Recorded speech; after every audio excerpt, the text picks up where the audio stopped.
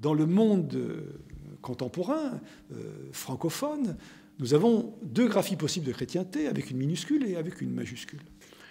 Chrétienté, cela veut dire tout simplement les disciples du Christ, ceux qui adhèrent à cette utopie, d'un temps après.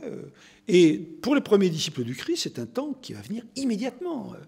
C'est un temps qui n'a pas d'histoire, ou qui, a priori, n'a pas d'histoire. Le problème, c'est que le christianisme, après la première génération, la seconde génération, il s'est installé dans l'histoire.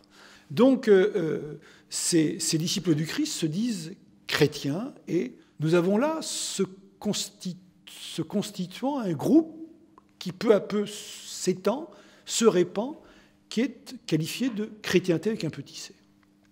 Et il se trouve qu'il y a un moment de l'histoire où cette chrétienté petit c devient une chrétienté avec un grand C. Pourquoi ?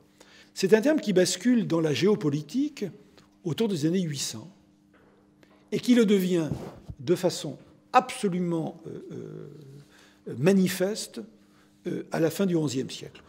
Élément intéressant du point de vue chronologique, parce que fin du XIe siècle, c'est les croisades.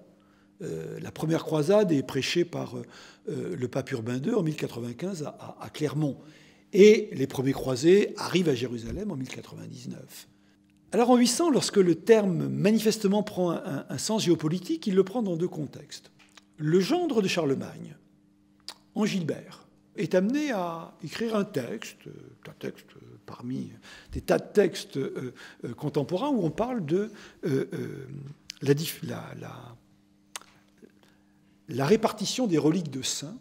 Il dit finalement, cet espace que nous avons en commun, dans lequel se répandent les reliques de saints, avec un lieu fondateur qui est Rome, et puis des lieux relais comme sont Aix-la-Chapelle ou d'autres grandes métropoles comme Tours ou comme Auxerre, entre autres. Eh bien, finalement, cette carte qui se dessine avec les reliques qui se diffusent, c'est la chrétienté. Première fois que le mot apparaît, nous sommes en 802 ou en 803. Bon, ça c'est intéressant. Mais la seconde acception est bien plus intéressante. Elle vient sous la plume de Jean VIII, 872-882.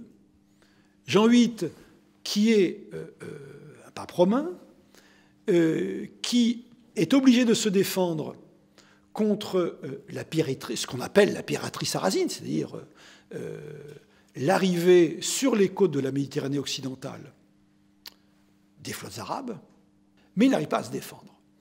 Et il est traditionnellement défendu par les Carolingiens. Les Carolingiens, en 870, sont beaucoup trop faibles pour le défendre. Et il fait appel à toutes les puissances armées du sud de l'Italie, disons à partir de la Campanie, et il lance un appel dans le cadre d'une lettre, défense de la chrétienté. Donc nous avons là véritablement l'apparition du terme dans une acception géopolitique. Et l'acception géopolitique, vous avez bien entendu, dans un contexte réactif.